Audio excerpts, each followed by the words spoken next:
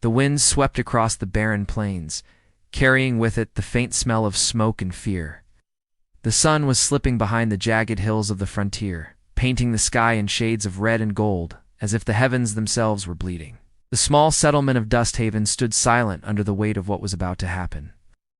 The wooden stakes in the center of town looked like ghosts from a darker time, reminders of justice twisted by rage and fear. And at one of those stakes a man stood bound, his face covered in sweat and soot, his eyes filled with a desperate plea. "Please save me," he cried, his voice cracking under the dry air in terror. The crowd's murmur swallowed his words, but one woman heard them clearly. She stood among the townsfolk, her hand resting protectively over the curve of her belly. Her dress was faded, her boots worn, yet her eyes carried a kind of strength that no hardship could break. She had seen violence before. The frontier was not a place for the weak. It was a land where law was decided by whoever shouted loudest or carried the bigger gun. But this time, something about the scene before her felt different. The man at the stake was no outlaw to her eyes. He was scared, broken, and far too human. The sheriff stood tall, his coat flapping against the wind, his hand resting lazily on the holster at his side. "This man's done with," he announced to the restless crowd. "He brought death to our town, and now justice will bring it back to him." The woman's heart pounded. She wanted to speak, to ask for mercy, but fear pressed on her chest. The crowd began to chant short, sharp cries for punishment. Her eyes darted around, searching for anyone who might see reason, but all she saw were angry faces lit by the orange glow of the torchlight. She didn't even know the man's full story. Some said he was a horse thief. Others whispered he was a murderer. But deep down, something told her he was being framed, that he'd been caught in someone else's scheme. She couldn't explain it. It was a feeling, a tug in her gut that wouldn't let go. As the torches were lifted higher, she thought of her unborn child. What kind of world was she bringing a life into? A world where mercy was forgotten and vengeance ruled every heart? She had buried a husband once, lost to the same kind of blind anger that filled the air now. She couldn't bear to stand by and watch another innocent soul burn. The man looked up again, his voice faint but clear. "I didn't do it, please." Those words struck her harder than a bullet. Her hands trembled, and she felt her pulse hammering in her ears. For a moment, the sound of the wind faded. The shouting of the crowd blurred, and all she could hear was the steady beat of her heart and the faint cry of a man clinging to hope. Then she saw the small silver locket around his neck. It glimmered in the firelight, swinging slightly as he struggled against the ropes. Her breath caught. She recognized it. She had seen that very locket years ago, back when she was still in the mining town near the edge of the borderlands. A traveler had come through one night helping her fix a broken wagon wheel in the rain. That traveler had worn that same locket, and she remembered his kindness, his quiet voice, and the way he had looked at her husband with respect. She took a step forward, then stopped. The sheriff's eyes swept over the crowd, sharp and watchful. The last thing she wanted was to draw attention to herself, but something inside her told her she had no choice. If she stayed silent now, she would carry the weight of this night for the rest of her life. The wind picked up again, sending dust swirling through the air. The torches flickered. A dog barked in the distance, and the sound broke the tension for a heartbeat before it returned, thicker and heavier than before. The sheriff lifted his hand. "Let's get this done," he said flatly. The woman's fingers curled tightly around her shawl. She could feel her baby move, a soft kick against her ribs, as if urging her to act. Her throat burned with fear and determination all at once. She glanced around once more. Most of the crowd was watching the sheriff, waiting for the final order. No one was paying attention to her. She moved quietly, edging closer to the front, keeping to the shadows near the old saloon. The wood creaked under her boots and she froze. But the noise was lost in the shouts of the men cheering for justice. The man at the stake was still staring into the crowd, his eyes scanning, searching, until they locked onto hers. For a second, everything stopped. The firelight caught his face, tired, bruised, desperate. But behind all that pain there was something else. Recognition. He knew her. Somehow, despite the years and the dust between them, he remembered her too. She mouthed the words silently, "I'll help you." His eyes widened, and he shook his head slightly as if to warn her. But it was too late. Her decision was already made. The sheriff tossed his cigar into the dirt and motioned for one of the deputies to light the pile beneath the stake. The deputy hesitated just for a moment, but then bent down to touch the torch to the dry wood. The flames licked upward, small at first, then growing hungry. The crowd cheered again, but their voices felt far away now. The woman reached under her shawl and felt the cold metal of the small revolver she carried for protection. Her husband's old gun. She had promised herself never to use it again. The promises didn't mean much when someone's life was about to end. Her breath came fast. The fire crackled louder. She knew she had seconds, maybe less. The plan forming in her head was madness, pure and simple. But in this world, madness was often the only way to survive. She waited until the sheriff turned his back to say something to his deputy. Then she moved. The crowd gasped as a gunshot rang through the night. The torch dropped, scattering embers into the dirt. The man flinched, thinking the shot was meant for him, but instead, the rope binding his hands snapped loose.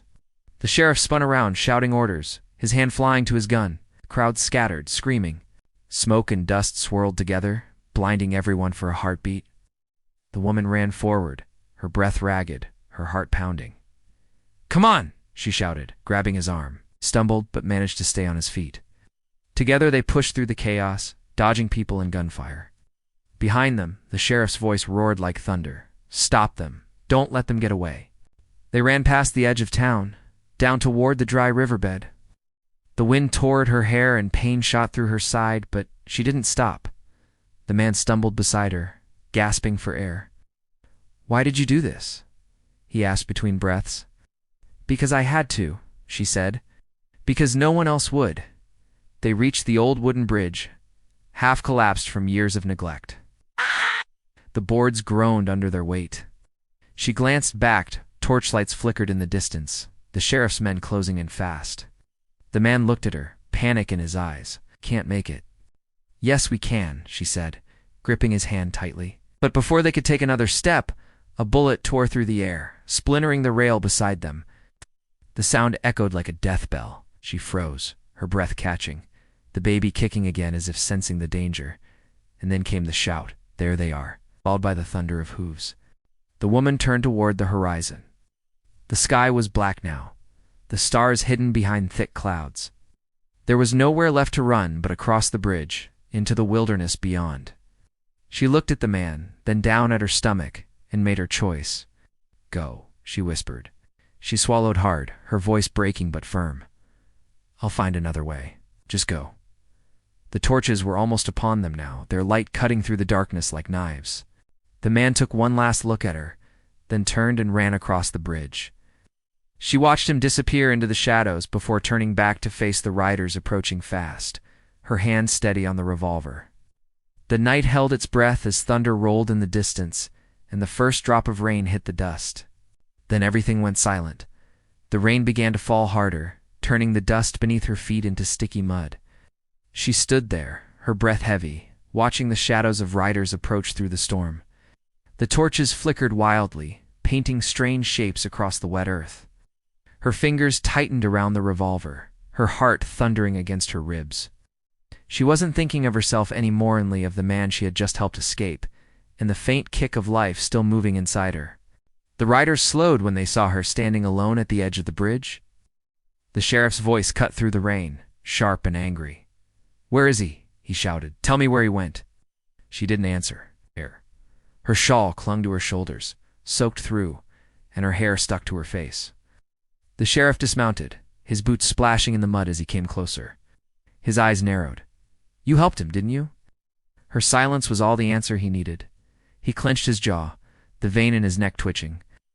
"You've made a big mistake, miss.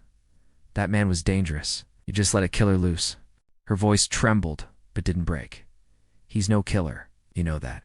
The sheriff's hand hovered near his holster, but he didn't draw. "You don't know what he's done?" "I know what you've done," she said quietly. "And I've seen enough to know the difference." For a long moment the two of them just stood there, rain pouring between them, sound of thunder rolling over the plains. The sheriff's eyes flicked toward the bridge, then back to her. Finally, he turned to his deputies. "Search the riverbed," he barked. "Can't have gone far." The men spurred their horses and rode off, splashing through the shallow water. The sheriff lingered a moment longer. His voice was low when he spoke again. "You've got no idea what you've brought down on yourself. That man isn't who you think he is.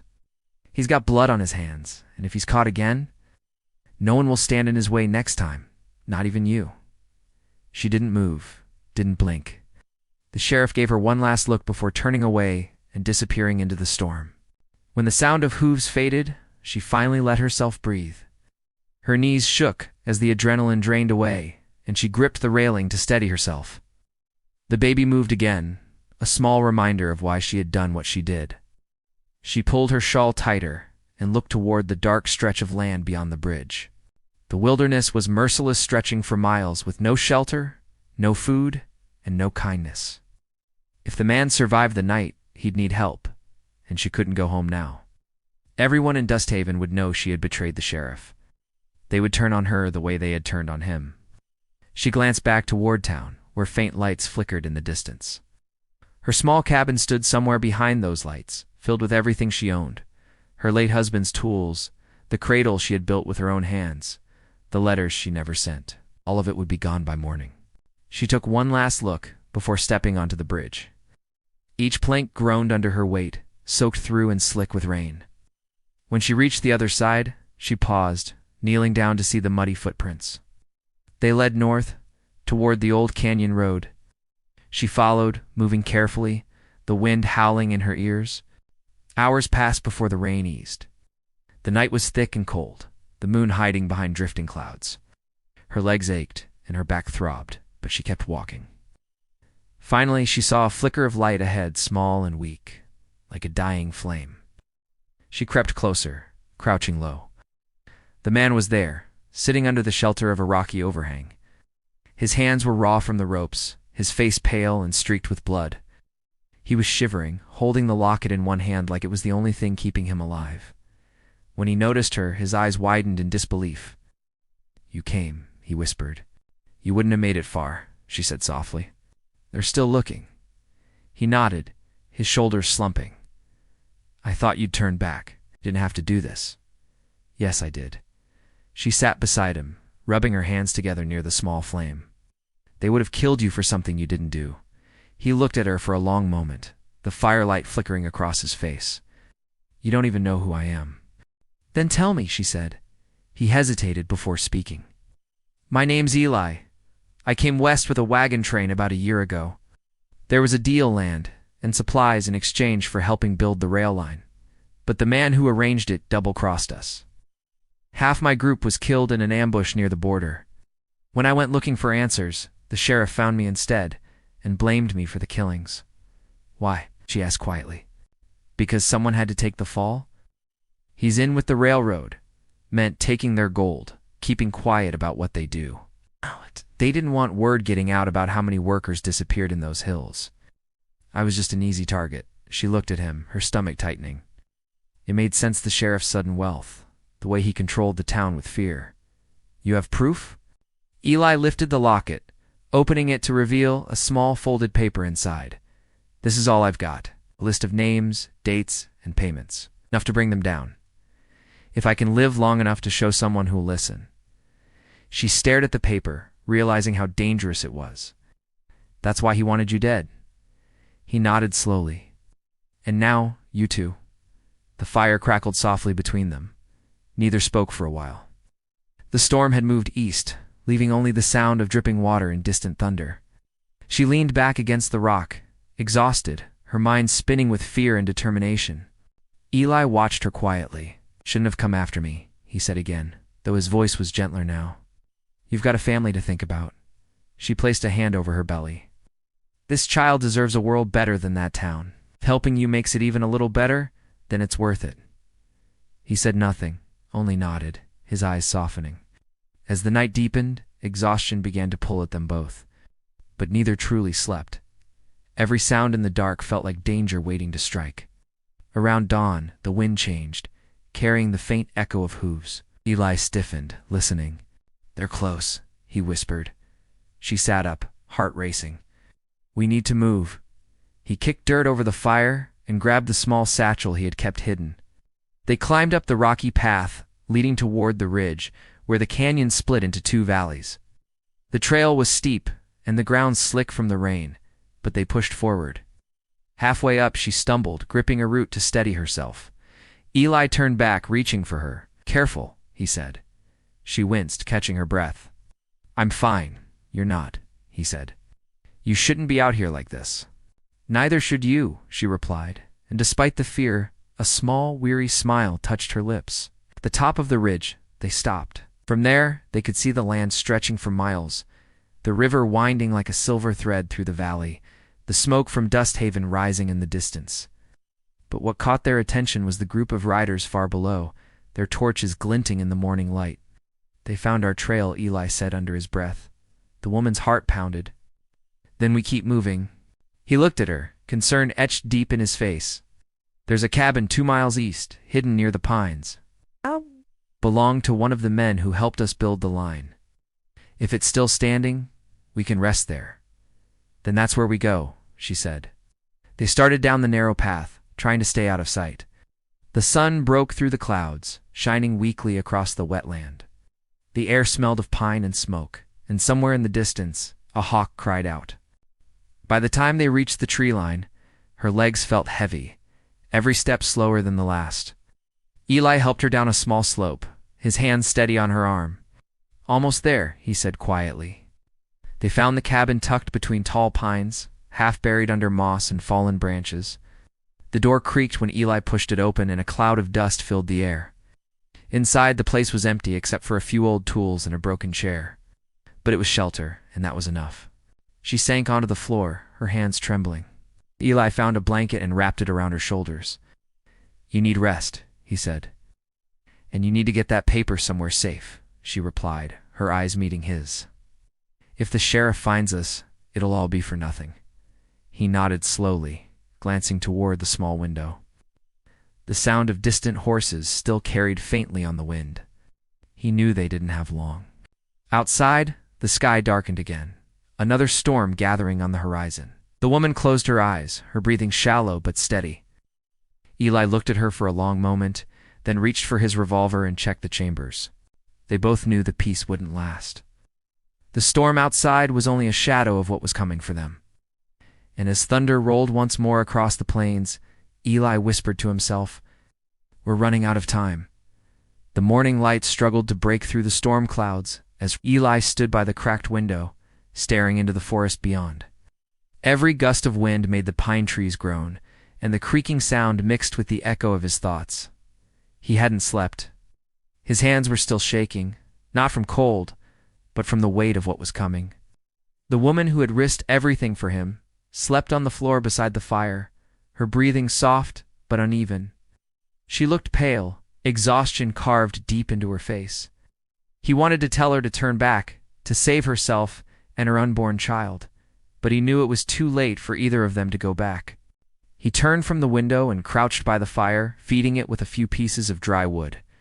The faint warmth filled the small cabin. He thought about the locket again, the single thing tying him to the truth. Inside that folded paper were names that could shake the town to its core. Men who called themselves righteous, who wore badges or carried ledgers, who hid behind law and business while they buried their crimes under dirt and silence. The sheriff was one of them, but he wasn't alone. There were others: railway investors, land barons, and a preacher who blessed their deals on Sundays. Eli knew the woman had no idea how deep it went. She thought saving him was just an act of mercy, but now she was entangled in something far darker than either of them could escape. She stirred, wincing slightly as she sat up. Her hand went instinctively to her belly. "How long was I asleep?"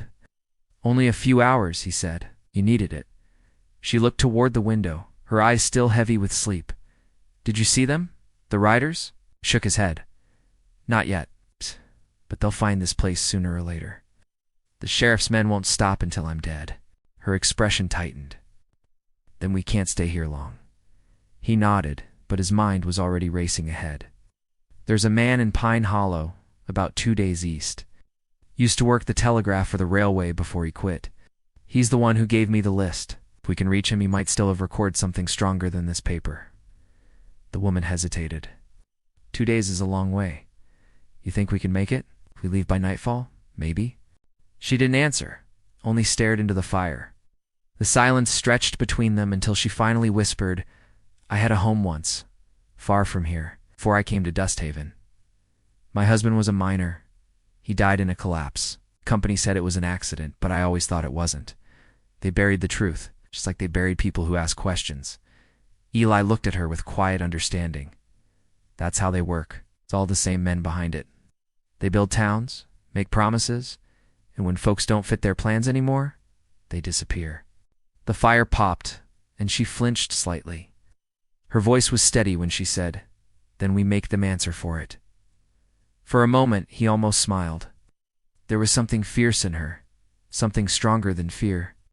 But before he could say more, the distant sound of hooves broke through the quiet. He froze. She heard it too, her eyes snapping toward the window. They're close, she whispered. Eli grabbed his revolver, motioning for her to stay low. The hooves grew louder, then stopped outside. The soft crunch of boots followed. A voice called out, rough and familiar. Sheriff says you can't hide forever, boy. Eli's jaw tightened. It was Doyle, one of the deputies, mean as a snake and twice as patient. Another voice answered, younger and unsure. You sure they're in there? This place looks abandoned. Tracks don't lie, Doyle replied. And she's heavy with child. It couldn't have gone far. Eli whispered to the woman, Stay down. No sound. She nodded, pressing herself against the wall. Eli moved toward the window, crouching low. Through a crack in the wood, he saw 3 riders. Doyle was at the front, a rifle slung over his shoulder. The others were scanning the trees. Eli waited until Doyle turned toward his men, then slipped quietly to the back door. The ground was slick with mud, and his boots made barely a sound. He motioned for her to follow. They slipped out the back and into the thick trees. The cold air stung their faces as they moved uphill, staying low. Behind them, Doyle's voice carried through the wind. Check inside. If you find anything, burn it down. The woman's heart pounded as they climbed. Her breath came short and she clutched her belly. Eli turned, worried. You all right? I'm fine, she said, though her steps were slower. They reached a rocky ledge and stopped to catch their breath. Below them, the cabin stood quiet. Then a moment later, smoke began to rise from the chimney. Doyle's men had set it on fire. The flames spread fast, licking up the walls and through the roof. That's what they do, Eli said bitterly. Burn everything they can't control. The woman watched silently, the glow of the fire reflecting in her eyes. Let them burn it, she said. We'll find something that can't be destroyed so easily. They moved on, deeper into the forest. The path narrowed, winding between thick trees and broken stone. The rain had stopped, but the sky stayed gray and heavy. As they walked, Eli noticed her slowing again, one hand pressed to her side. He stopped and turned to her. We should rest. She shook her head. Can't, you're pushing too hard. She leaned against a tree, breathing heavily. You think I don't know that? But if we stop, they'll catch up. Eli looked at her, torn between reason and urgency. He finally sighed and nodded. There's an old mill not far from here. What? It's on the river. If it's still standing, we can rest there until night. They walked in silence the rest of the way. The only sounds were their footsteps and the distant rush of water. When the mill came into view, it was half collapsed, its wheel broken, but the stone walls still stood. Eli led her inside, clearing away debris so she could sit. He found an old lantern and lit it, the weak flame casting shadows on the damp walls. For the first time in days, the air felt almost calm. She leaned back against the stone, closing her eyes. Eli watched her for a moment, then walked toward the river, filling a canteen and washing his hands in the cold water. When he came back, she was awake again, staring at the locket in his hand. That paper, she said softly. It's not just names, is it? He hesitated. It's what those names stand for. Land stolen from settlers, men killed for speaking up, money taken from the railway fund to pay off sheriffs and judges. Every inch of that town was built on lies. And if you expose it, she asked, then they lose everything. A small sound outside made them both freeze. The faint creak of wood, then a whisper. Eli raised his revolver and moved toward the doorway. Through the cracks in the wall, he saw a figure crouched near the trees. The man wasn't one of Doyle's riders. He was older, with a wide-brimmed hat and a limp. Eli called out, "Show yourself." The man raised his hands slowly. "Easy, boy. I'm not here to hurt you." The woman stood tense. "Who are you?" The stranger stepped into the dim light. His face was lined and weathered. "Name's Carter. I used to run supplies for the railway before they ran me off." Eli lowered his gun slightly but didn't relax. "Why are you here?" Carter looked from him to the woman. "So I heard what happened in Dusthaven. Folks say the sheriff's hunting you. Figure if he wants you that bad, you must have something worth keeping." Eli's expression hardened. "You working for him?"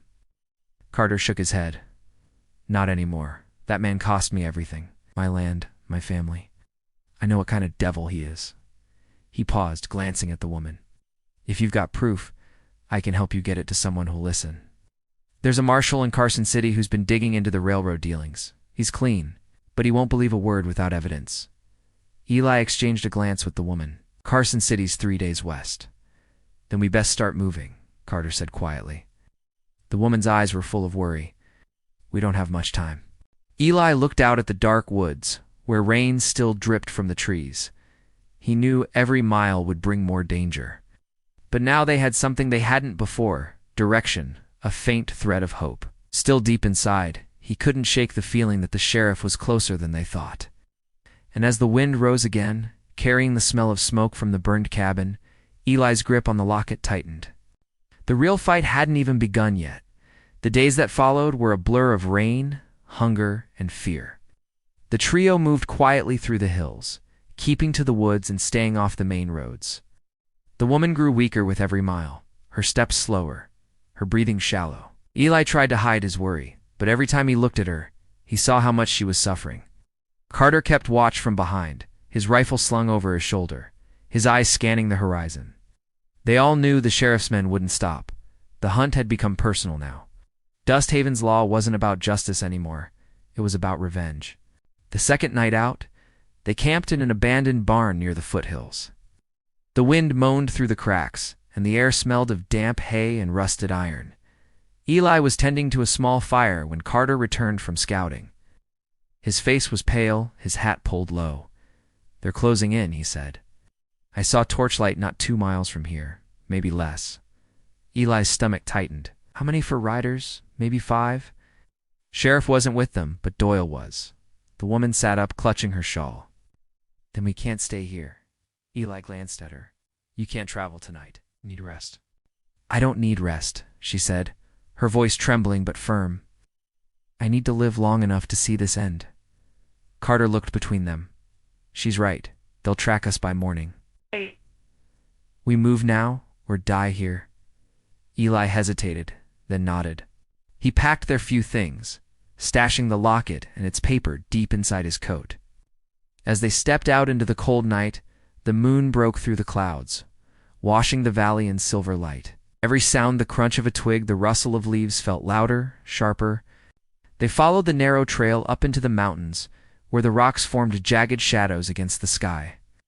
The climb was steep, and more than once the woman stumbled, catching herself on Eli's arm. He kept his hand at her back, steadying her. "Just a little farther," he whispered. "We'll stop soon." But he knew that was a lie. There was no stopping until they reached Carson City or until the sheriff caught them. By dawn, their legs ached and their throats were dry. They found a small stream near a patch of pine trees and stopped to drink. The woman knelt beside the water, her reflection rippling across the surface. Her face looked older now, the journey carving lines of strength and sorrow. Carter stood nearby, watching the valley below. "You see that?" he said quietly. Eli turned. Down in the distance, a column of dust rose between the hills. "Riders. They've found the trail," Carter said grimly. "We've got maybe an hour before they're on us." Eli's jaw clenched. "We'll head through the pass. It's narrow. They can't ride through fast." They moved quickly, cutting across the slope, toward a canyon that wound like a scar through the land. The air grew colder, the light dimmer. The path narrowed to a thin ledge, the drop below sheer and unforgiving. The woman's hands shook as she held onto the rocks for balance. Eli went first, testing each foothold before helping her along. Carter followed behind, keeping his rifle ready. For a while, it seemed like they might make it through unseen. But then came the echo of a distant shout, followed by the crack of a rifle. The bullet struck the rock beside Eli's shoulder, sending stone chips flying. "They've spotted us," Carter shouted. "Keep moving," Eli yelled. The canyon erupted with gunfire. The sound bounced off the walls, making it impossible to tell where the shots were coming from. Eli pulled the woman behind a large boulder, his breath ragged. Carter dropped to one knee, returning fire. The echo of each shot rolled through the canyon like thunder. The woman pressed a hand to her belly, her eyes wide. "We can't stay here." "I know," Eli said. "We'll draw them off." Carter shook his head. "You go? I'll hold them." Eli's heart pounded. "You won't make it." "I'm old, son. I've made my peace." "But that woman and that child?" He paused. "Loading another bullet? They still got a chance." "Don't waste it." Eli's voice caught in his throat. "Carter, go!" the old man barked. Eli grabbed the woman's hand and pulled her along the narrow path. Behind them, gunfire continued, the flashes lighting the canyon like lightning. Carter's shots were steady, deliberate. He was buying them time. They climbed higher, the path twisting until it opened onto a ridge overlooking the valley. The sun was rising now, burning through the morning mist. The world looked endless and wild, but behind that beauty was danger waiting to strike. Eli stopped, helping the woman sit on a rock. She was trembling, her face pale. "We can't stop now," she whispered weakly. "Not yet." He knelt beside her, brushing the hair from her face. "You've done enough. Just breathe." Her eyes met his. "Said there was a man in Carson City. Someone who could help. There is," he said, "and we'll find him." She nodded slowly, clutching his sleeve. "Promise me you won't stop, even if I can't go on." He froze, the words sinking deep. "Don't say that. You're going to make it." But even as he said it, the doubt clawed at him. She was growing weaker by the hour, and the road ahead was still long. Sudden sound made him turn, a single rifle shot echoing from below. Then silence. Eli's chest tightened. He knew what that meant. Carter was gone. He closed his eyes for a moment, then looked at the woman. "We keep moving." They descended the far side of the ridge, following a dry riverbed that wound through the plain. The wind picked up, carrying the faint smell of smoke. Eli glanced back and saw riders again. Small but unmistakable, moving fast. The chase stretched through the day. The sun beat down mercilessly, and every step felt heavier. Eli's boots were torn, his throat dry. The woman stumbled often, but she refused to stop. He admired her strength, even as it tore him apart to see her struggle. By late afternoon, they reached an old telegraph station half collapsed, its roof sagging, wires tangled like spider webs. It stood alone in the vast open plain, a ghost of another time. Eli led her inside, guiding her to a corner where she could rest. "This is it," he said, scanning the dusty shelves. "If we can fix the line, maybe we can send a message ahead to Carson City," warned the marshal. She leaned back, her eyes fluttering. "Can you fix it?" He nodded slowly. "I can try." He climbed up to the table where the old telegraph machine sat. Most of the equipment was broken, but a few wires were still intact. He worked fast, twisting copper and testing the connection. Sparks flickered faintly. It wasn't much, but it was something. Outside, thunder rumbled across the plains, not from the sky, but from hooves. They were close again. Eli looked at her, his pulse racing. "They've found us." The woman pushed herself up, gripping the edge of the table. "Then, we send the message now." He tapped out the signal, praying the line still reached anyone who could hear. The machine clicked faintly, the sound almost drowned by the growing thunder outside. He sent the same message again and again. "Need help. Sheriff corrupt. Have proof." Pursued, the woman stood beside him, her face pale but determined. "Do you think they heard it?" "I don't know," he said honestly. The door shuddered. Suddenly a rifle butt, slamming against it. Eli spun around, grabbing his gun. The woman gasped. Through the cracks in the wood, torchlight spilled in, glowing orange. Doyle's voice came from outside, cold and certain. "End of the line, Eli? You can come out quiet, or we'll burn this place like the last one." Eli's mind raced. He looked at the woman. Her eyes were filled with fear, but there was something else to defiance. He took her hand. "We're not giving them what they want. Then what do we do?" she whispered. He glanced toward the back of the station where a hole gaped in the wall. "There's a way out. It leads to the old rail trench. Stay close to me." The door cracked again, wood splintering. Doyle shouted, "10 seconds, boy." Eli led her through the back, crouching low. The wind howled through the open field, carrying the smell of dust and smoke.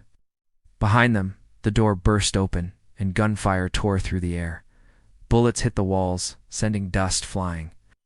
They ran toward the trench, stumbling over rocks and debris. Eli fired back blindly, trying to slow them down. The woman tripped, and he caught her, pulling her behind a mound of dirt. The riders dismounted, spreading out, their torches bobbing in the dark. Doyle's voice was closer now. "You can't run forever." Eli checked his revolver, 2 bullets left. His breath came in ragged gasps. He looked at the woman, her face lit faintly by the firelight. She reached into her shawl and pressed something into his hand, the locket. "If you don't make it," she whispered, "take this to the marshal." He closed his fingers around it. "We're both making it." The riders' shadows grew larger against the ground. The night was alive with tension, the air thick with smoke and fear. Eli could hear the horses snorting, the click of rifles being loaded. He pulled her closer, whispering, "When I say run, you go. Don't stop." Her lips trembled. "And you?" He looked toward the firelight, his jaw tight. "I'll buy you time." The sheriff's men were only a few steps away now, their boots crunching on the dry earth. The flames from their torches flickered like hungry eyes. The world felt like it was holding its breath, waiting for the moment everything would break. Eli raised his revolver, steadying his aim. The wind whipped across the plains, scattering the ash. The woman squeezed his arm one last time, her eyes wide with fear and something deeper. Then Doyle's voice rang out, sharp and cruel. "End of the road, boy." Eli took a deep breath, his finger tightening on the trigger. The night exploded into chaos. The gunfire echoed through the plains, tearing through the silence of the night. Sparks flew from the rocks as bullets struck around them. Eli fired back, aiming low, just enough to slow their advance. The smell of gunpowder filled the air, mixing with dust and fear. Doyle's men shouted orders, their voices growing closer. The woman crouched behind the dirt mound, her hands pressed against her belly, trembling but still watching Eli with unshaken faith. A shot grazed Eli's arm, and he stumbled, pain burning through him. He bit back a cry and kept firing, his last bullet striking one of the torches. It fell, setting the dry grass ablaze. Flames began to spread fast, licking up the night sky. Doyle cursed loudly as his men backed away, shouting in panic. The fire grew brighter, its heat fierce and wild. Eli grabbed the woman's hand. "Now," he shouted. They ran down the trench, the orange glow lighting their path. The sound of shouting faded behind them as smoke filled the air. The old railway trench twisted for miles, leading them far from the open plains. When they finally stopped, both were coughing hard, covered in ash but alive. Eli sank to the ground, holding his arm. Blood soaked through his sleeve, but the wound wasn't deep. The woman knelt beside him, tearing a strip from her shawl and wrapping it around the wound. Her hands shook, but her eyes were calm. "You saved us," she whispered. He looked at her, exhaustion heavy in his voice. "We're not safe yet. They'll come again when the fire dies." "Then we keep going," she said quietly, "till there's no one left to chase us." They rested until dawn, the light soft and pale against the blackened sky. When morning came, Eli helped her stand. She was weaker now, every step a struggle. They followed the trench until it met an old wagon trail. In the distance, the outline of a small town appeared, Carson City. By the time they reached its edge, the streets were stirring with early risers. The town was quiet, tucked between the hills, untouched by the violence that had chased them across the desert. Eli found the marshal's office near the square. He helped the woman through the door, and the man behind the desk looked up with surprise. "Can I help you?" the marshal asked. Eli took a deep breath. "My name's Eli Turner. We've been running from Sheriff Doyle of Dusthaven. He's killed good men, burned homes, and framed whoever stood against him. I have proof." He opened his coat and pulled out the locket. Inside the small compartment was the folded paper they had risked everything for. He laid it on the desk. The marshal unfolded it carefully. It was an official document, records of stolen funds, fake warrants, and forged signatures, all signed by Doyle himself. The marshal read it in silence, his jaw tightening. "Where did you get this?" "From a man who died trying to make things right," Eli said. "And from her husband." He nodded toward the woman who stood quietly, her eyes heavy with exhaustion. The marshal looked at her, his expression softening. "You've both been through hell." He turned toward his deputy. "Get a message to the state office. Tell them we've got evidence of corruption in Dust Haven, and send men to check the trail. If Doyle's still out there, I want him brought in alive." The deputy hurried out, leaving them in the quiet office. The woman sat down, leaning against the wall. Her breathing was shallow. Eli knelt beside her. "It's over," he whispered. "You did it." She looked at him faintly. "We did it." For the first time in weeks, Eli allowed himself to breathe. The weight of fear that had followed them was slowly lifting. Outside, the sun rose higher, spilling light through the windows. Hours passed before the marshal returned. His face was grim. "They found the fire you mentioned. Doyle and his men didn't make it out. The whole canyon burned." Eli said nothing for a moment. The news hit him hard, not out of pity, but because it felt like the end of something dark. "Then it's finished," he said quietly. The marshal nodded. "Justice has a strange way of finding its path. You both should rest. You're safe here." He led them to a small room behind the office where they could sleep. Eli sat by the window, watching the streets of Carson City come alive. Children ran across the dirt road. Vendors opened their shops, and for once he heard laughter instead of gunfire. The woman rested on the cot, her face peaceful but pale. Eli stayed close, keeping watch. When she stirred, he took her hand. "You should rest," he said softly. She smiled faintly. "You're always saying that, and you never listen." A quiet laugh escaped her lips. For a moment, the fear and pain of their journey faded, replaced by something fragile but real hope. Days turned into weeks. The marshal sent word to the state capitol, and soon the papers arrived confirming what Eli had risked everything to prove. Dust Haven was placed under investigation. New officers were sent to restore order.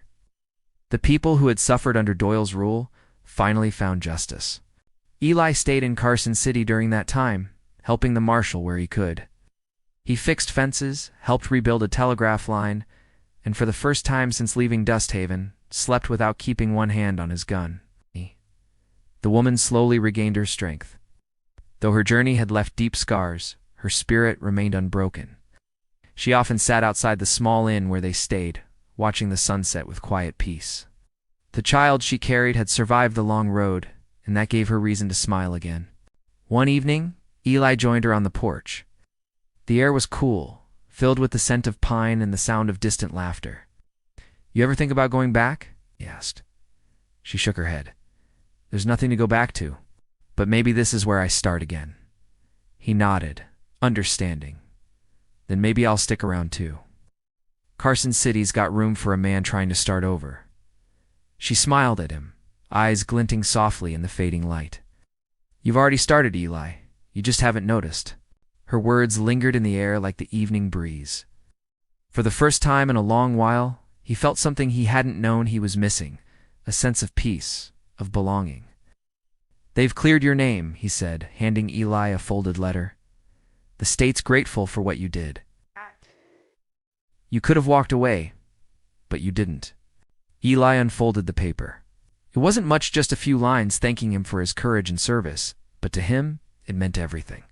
He left the office and walked through the busy street, the sound of wagons and voices all around. The woman was waiting outside the inn, rocking gently on the porch. She looked up as he approached. "They clear you?" she asked. He nodded. "They did. Guess that means I'm a free man again." She smiled softly. "You always were." Eli sat beside her, the sky turning shades of red and gold. He looked out at the horizon, where the hills met the sky, and felt the weight of everything they had endured. The loss, the fear, the running it, all led to this quiet moment of peace. Carter would have liked this place, he said after a long pause. He would, she agreed. He'd say it was worth the fight. Eli smiled faintly. Maybe it was. The sun dipped lower, casting long shadows across the town. Somewhere in the distance, a church bell rang, marking the end of the day. The air was calm, the world finally still. As night settled in, the lamps along the street flickered to life. Eli sat in silence, watching the stars appear one by one.